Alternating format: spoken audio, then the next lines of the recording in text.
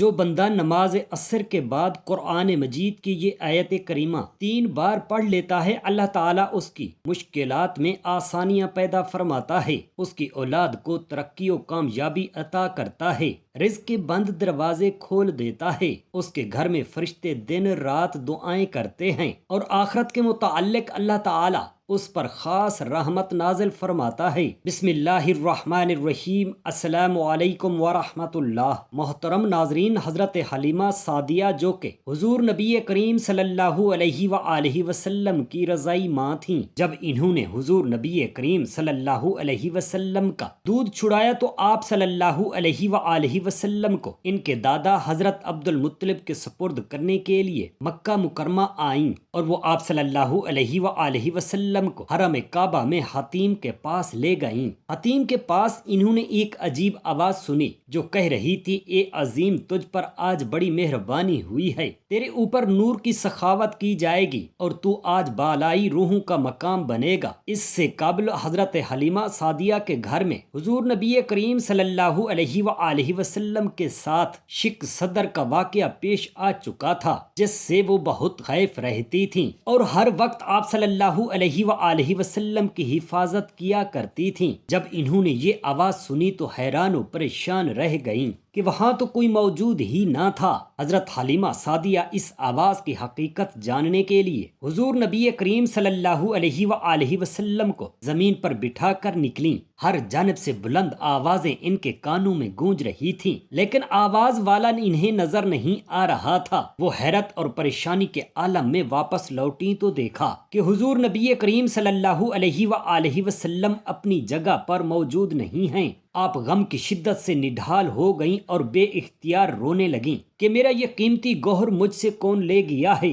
اہل مکہ نے کہا کہ ہمیں اس بارے میں کچھ علم نہیں، اور نہ ہی ہم جانتے ہیں کہ یہاں کوئی بچہ موجود بھی تھا۔ حضرت حلیمہ سعدیہ نے جدائی کے غم میں اس قدر آنسو بہائے کہ اہل مکہ بھی ان کے ساتھ رنجیدہ ہو گئے۔ اسی دوران ایک بوڑھا عرب جو لاٹھی ٹیکتا ہوا آ رہا تھا قریب آیا اور حضرت حلیمہ سعدیہ سے رونے کی وجہ پوچھی۔ حضرت حلیمہ سعدیہ نے بتایا کہ میں محمد صلی اللہ علیہ وآلہ وسلم کی دایا ہوں، انہیں ان کے دادا کے سپرد کرنے آئی تھی۔ حتیم میں مجھے عجیب و غریب آوازیں سنائی دی تو میں انہیں وہیں بٹھا کر ان آوازوں کی حقیقت جاننے کے لیے نکلی۔ جب واپس آئی تو بچہ وہاں موجود نہ تھا۔ میں بہت پریشان ہوں کیونکہ مجھ پر جو اعتماد کیا گیا ہے وہ مجروح ہو سکتا ہے۔ اس بوڑھے نے کہا کہ تم غم نہ کرو، میں تمہیں اس کے پاس لے چلتا ہوں جو اس بچے کی خبر دے سکتا ہے۔ حضرت حلیمہ سعدیہ کو اس کی بات پر یقین آیا اور وہ اس کے ساتھ ہو لیں۔ وہ بوڑھا انہیں مکہ مکرمہ کے ایک مشہور بت کے سامنے لے گیا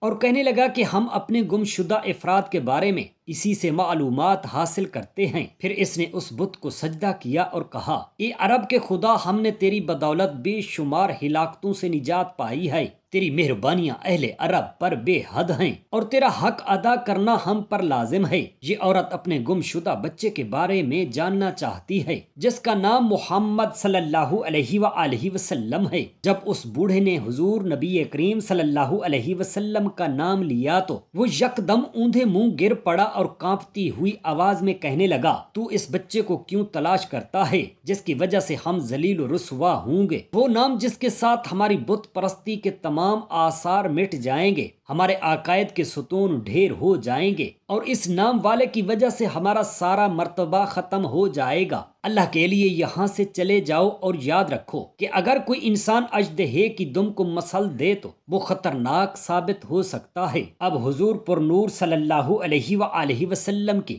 آب و تاب اور روحانی جلال کے سامنے ہماری ساری شان و شوکت ماند پڑ چکی ہے۔ اس بوڑھے نے جب اس بت کی باتیں سنی تو وہ خوف زدہ ہو کر لرز گیا، اپنی لاٹھی پھینک دی اور وہاں سے پلٹ گیا۔ حضرت حلیمہ سعدیہ نے جب اس بت کی گفتگو سنی تو بے ساختہ بولیں، اگرچہ اس وقت میں ایک بڑی مصیبت میں مبتلا ہوں، لیکن حیرت مجھے اس بات پر ہے کہ ہوائیں مجھ سے باتیں کرتی ہیں کبھی مجھے ادب سکھاتی ہیں اور کبھی میرے اس بچے کو غیب سے کچھ لوگ اٹھا کر لے جاتے ہیں۔ اب میں کس کے سامنے فریاد کروں؟ میں نہایت پریشان ہوں۔ یہ سب جو کچھ میرے ساتھ پیش آ رہا ہے، میں ان معاملات کو راز میں رکھنا چاہتی ہوں۔ بس اتنا کہتی ہوں کہ میرا بچہ گم ہو گیا ہے اور اس کے علاوہ کسی اور بات کی وضاحت نہیں کرتی، اگرچہ لوگ مجھے پاگل ہی کیوں نہ سمجھیں۔ اس پر وہ بوڑھا بولا، اے حلیمہ، تو اس کی جانب سے فکر مند نہ ہو، وہ کبھی گم نہیں ہوگا، بلکہ ایک دن ایک جہان اس کی عظمت میں گم ہو جائے گا۔ کیا تو نے نہیں دیکھا کہ یہ عظیم بت بھی تیرے بچے کے نام کے سامنے سر نگوں ہو گیا؟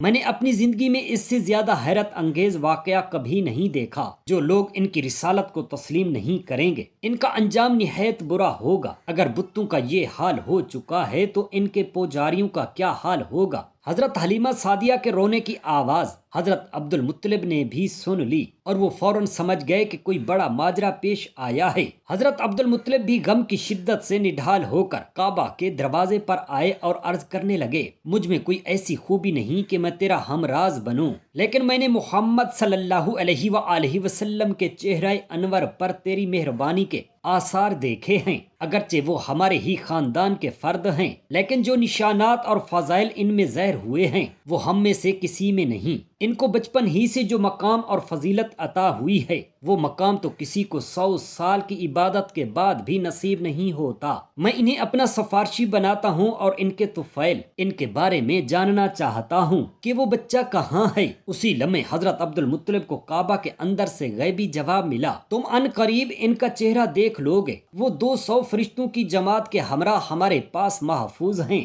ہم ان کے ظہور کو دنیا بھر میں مشہور کر دیں گے اور ان کے باطن کو سب پر پوشیدہ رکھیں گے۔ اللہ تعالیٰ نے پانی اور مٹی سے جو مخلوق پیدا کی ہے، اس کے مراتب الگ الگ ہیں۔ ہم نے اس مٹی سے کبھی شاہ پیدا کیے اور کبھی عاشق۔ یہی مٹی کبھی عارف و ولی کا منبع بنی اور کبھی درویشیوں کا مسکن۔ اسی خاک سے لاکھوں عاشق اور معشوق پیدا کیے گئے ہیں جو عشق کی شدت میں نالہ و فریاد کرتے ہیں۔ ہماری یہ نشانیاں منکروں کے انکار کے باوجود جاری و ساری رہتی ہیں۔ مٹی کو جو یہ مقام ملا ہے وہ اس کی عاجزی اور فروتنی کی وجہ سے ہے کہ ایسی ہستیوں کا ظہور اسی سے ہوتا ہے۔ زمین کا زہر اگرچہ غبار آلود ہے، لیکن اس کا باطن نور سے بھرا پڑا ہے، جہاں سے لال و گوہر برآمد ہوتے ہیں۔ زمین بظاہر سخت اور پتھریلی ہے، لیکن اس کے اندر موتی چھپے ہوتے ہیں۔ اس کا زہر اگرچہ سخت ہے، لیکن اس کا باطن روحانی خوبیوں سے لبریز ہے۔ زہر اور باطن کی یہ جنگ ازل سے جاری ہے، کبھی زہر غالب آتا ہے تو کبھی باطن غالب ہو جاتا ہے۔ اسی بدصورت مٹی سے ایسی حسین و جمیل مخلوق پیدا کی جاتی ہے کہ ان کے حسن و جمال سے کائنات روشن ہو جاتی ہے۔ زمین بظاہر روتی ہوئی دکھائی دیتی ہے، لیکن اس کے باطن میں خوشیاں پوشیدہ ہیں۔ اللہ جل شانہ جب چاہے چھپی ہوئی حقیقتوں کو ظاہر فرما دیتا ہے۔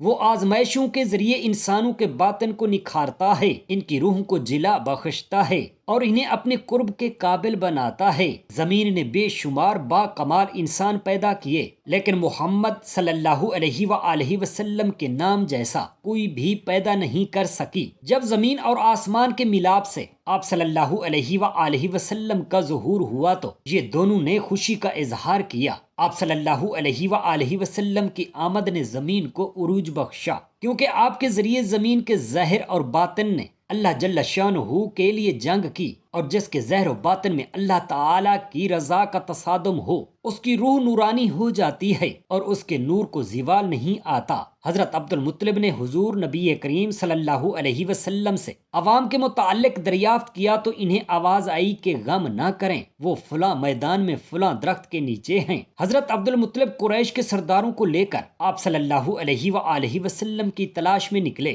حضور نبی کریم صلی اللہ علیہ وسلم کے تمام آباء و اجداد حضرت آدم علیہ السلام سے لے کر اب تک سردار ہوئے تھے، لیکن آپ صلی اللہ علیہ وسلم کے ذاتی فضائل کے مقابلے میں نسبتی فضیلت کم تر ہے۔ آپ صلی اللہ علیہ وسلم کی ذات مقدسہ کا جوہر نسب سے بے نیاز ہے۔ آپ صلی اللہ علیہ وسلم ایام خیر الخلائق میں پیدا کیے گئے اور اللہ تعالیٰ کی جانب سے معمولی انعام بھی سورج سے بڑھ کر ہوتا ہے۔ ایک مرتبہ جہاد کے دوران حضرت علی کرم اللہ وجہہ نے ایک دشمن پہلوان پر قابو پا لیا۔ آپ رضی اللہ تعالی عنہ نے تلوار میان سے نکالی اور اسے قتل کرنے کا ارادہ کیا۔ اس نے آپ رضی اللہ تعالی عنہ کے چہرہ مبارک پر تھوک دیا، اس چہرے پر تھوکا جس کے سامنے چاند بھی ماند پڑ جاتا ہے۔ اولیاء کے سردار حضرت سیدنا علی المرتضی رضی اللہ تعالی عنہ نے بجائے غصے کے اپنے غصے کی آگ بجھا دی۔ آپ نے تلوار واپس میان میں ڈال لی۔ وہ مشرک پہلوان آپ کے اس عمل کو دیکھ کر حیران ہو گیا اور اس نے پوچھا کہ میں تو آپ کے قابو میں تھا، پھر آپ نے ایسا کیا دیکھا کہ آپ کا غصہ ہی ختم ہو گیا؟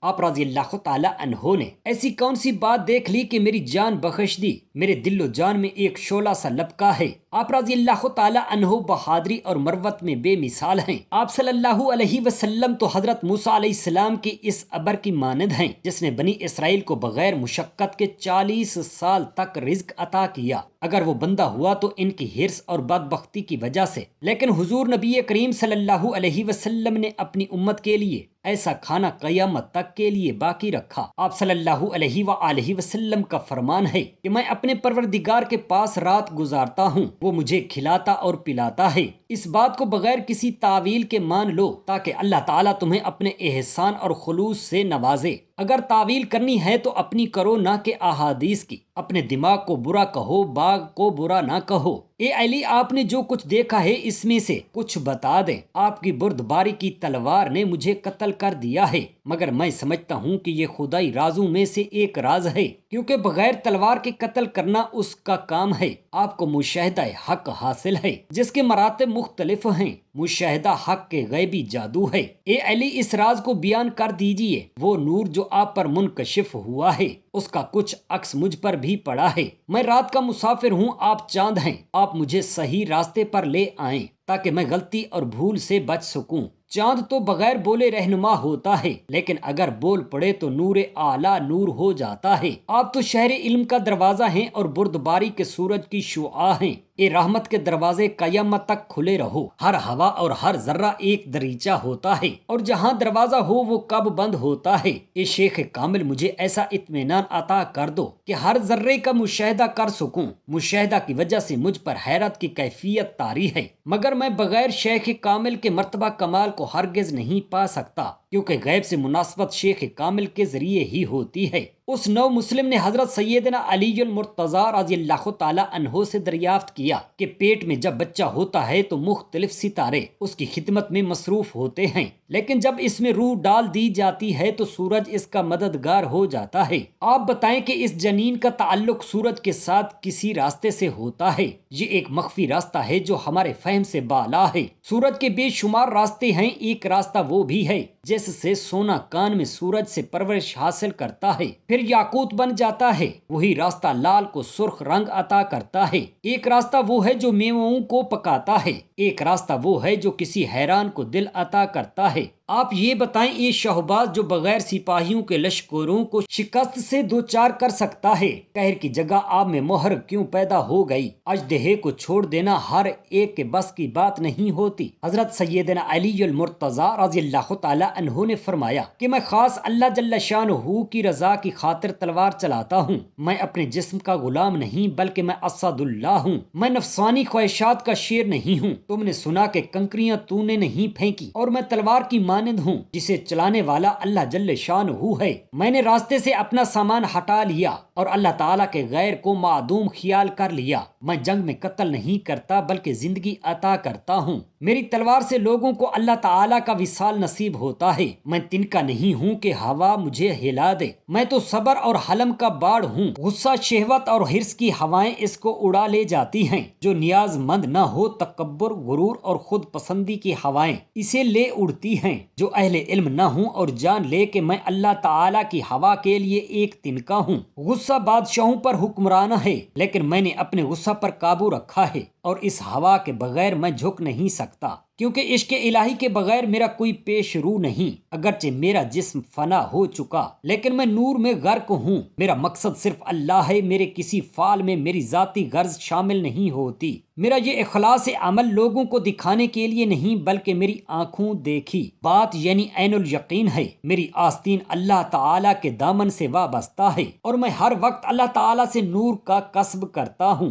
میرا اتنا کہنا ہی کافی کافی ہے کہ حضور نبی کریم صلی اللہ علیہ وسلم کا فرمان ہے کہ تم لوگوں سے وہی بات کرو جس کو وہ آسانی سے سمجھ سکیں۔ کیا تم چاہتے ہو کہ اللہ تعالیٰ اور اس کے رسول صلی اللہ علیہ وسلم کو جھٹلا دیا جائے؟ میری گواہی شریعت میں معتبر ہے، کیونکہ میں آزاد ہوں، اور ایک آزاد کے آگے ہزاروں غلاموں کی گواہی کوئی معنی نہیں رکھتی۔ جو شہوت، تکبر اور حرص کے غلام ہیں اور مرتے دم تک اس کے غلام رہیں گے۔ قرآن مجید میں قساوت قلبی کا بھی ذکر ہے، اور اس میں سے پاک ہوں۔ بروز محشر شکی القلب لوگوں کے جگر خون میں نہا جائیں گے۔ غصہ مجھے کیسے قیدی بنا سکتا ہے، جبکہ یہاں تو اللہ تعالیٰ کی صفات کے سوا کچھ نہیں ہے۔ میرے اندر آ کر دیکھ، اللہ تعالیٰ کی مہربانی نے تیری جان بخش دی، اور اس کی رحمت غصے پر غالب آ گئی۔ اب تجھے کوئی خطرہ نہیں، تو اب پتھر سے موتی بن جا، اور اب تو میں اور میں تو ہو گئے ہیں۔ تو علی تھا اور میں علی کو کیسے قتل کر دیتا۔ تو نے ایمان اختیار کیا اور انتہائی عروج پا لیا۔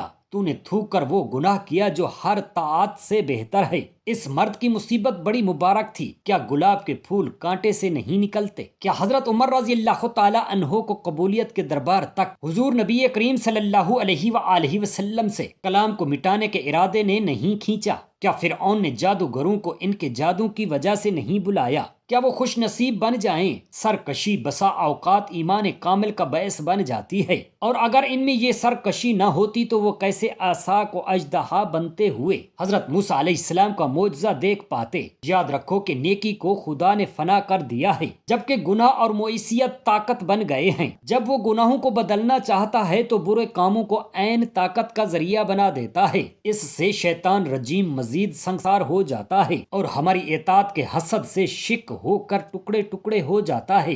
وہ کوشش کرتا ہے کہ ہمیں گناہوں میں مبتلا کرے، مگر جب وہ اطاعت کو دیکھتا ہے تو وہ وقت اس کے لیے بے حد منحوس ہوتا ہے۔ تو اندر داخل ہو جا، ہم نے تیرے لیے دروازہ کھول دیا ہے، اور تو نے تھوکا تو میں نے تجھے تحفہ دیا۔ جب میں ظالم کے ساتھ یہ سلوک کرتا ہوں تو محبت والوں پر کس طرح جھکوں گا، اور اپنے وفادار کو کیا کچھ عطا نہیں کروں گا۔ میں اسے خزانے اور لازوال بادشاہت دوں گا، ایسی بادشاہی جو تصور میں بھی نہ آئی ہوگی۔ میں وہ مرد کامل ہوں کہ اپنے قاتل پر بھی ڈنک کی بجائے شہد برساتا ہوں۔ حضرت سیدنا علی المرتضیٰ رضی اللہ تعالی عنہ نے فرمایا کہ میں دن رات اپنے دشمنوں کو دیکھتا ہوں، مگر مجھے غصہ نہیں آتا، کیونکہ مجھے موت بھی زندگی کی طرح اچھی لگتی ہے۔ میری موت نے میری زندگی کو مضبوطی سے تھام رکھا ہے، اور بے نوائی کا سامان ہمارے لیے اللہ تعالیٰ کا بہترین تحفہ ہے۔ مرنے سے قبل مر جانا ہمارے لیے ہے، اور موت تو کافروں کے لیے خوف اور مومن کے لیے امن کا باعث ہے۔ جس طرح دریائے بلخ کے لیے قوت اور مرخ کے لیے کمزوری کا باعث ہے، اس کا ظاہر موت اور باطن زندگی ہے۔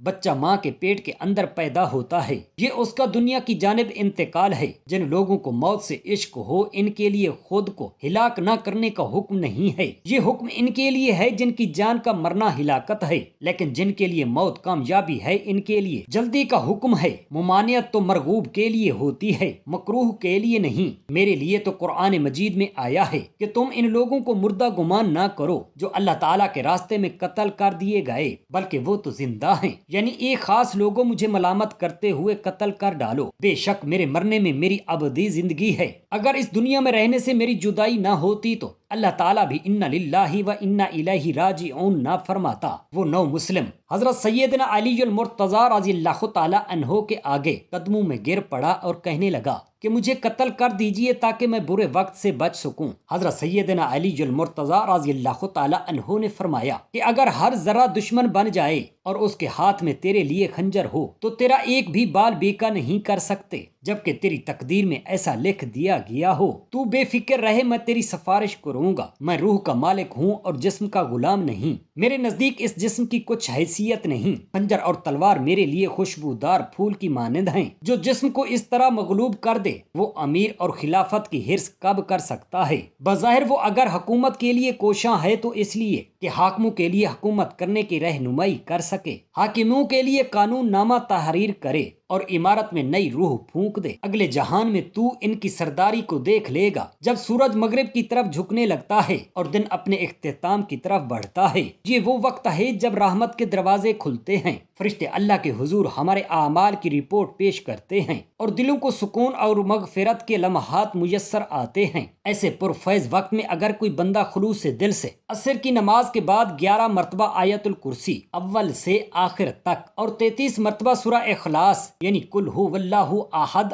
آخر تک پڑھ لے تو اللہ تعالیٰ کے فضل و کرم سے اس کی دنیا سنور جاتی ہے، اس کا رزق کشادہ ہو جاتا ہے، دل کو سکون نصیب ہوتا ہے اور آخرت بھی نیکیوں سے بھرپور ہو جاتی ہے۔ آیت الکرسی کے بارے میں نبی پاک صاحب لولاک صلی اللہ علیہ وسلم نے فرمایا، جو شخص ہر نماز کے بعد آیت الکرسی پڑھے گا اسے جنت میں داخل ہونے سے صرف موت روک رہی ہے، اس کا ایک پیر زمین پر دوسرا جنت میں ہوتا ہے۔ بحوالہ حدیث سنن نسائی حدیث نمبر 9921۔ سورہ اخلاص کے بارے میں نبی کریم صلی اللہ علیہ وآلہ وسلم نے فرمایا، قسم ہے اس ذات کی جس کے قبضہ قدرت میں میری جان ہے، وہ سورہ اخلاص تہائی قرآن کے برابر ہے، جو بندہ پڑھتا زمین پر ہے اس کے قدموں کی آواز جنت میں سنائی دیتی ہے۔ بحوالہ حدیث صحیح بخاری۔ اللہ پاک ہم تمام مسلمان بہن بھائیوں کو اپنے حفظ و امان میں رکھے، آمین یا رب العالمین۔ جزاک اللہ خیرا کثیرا۔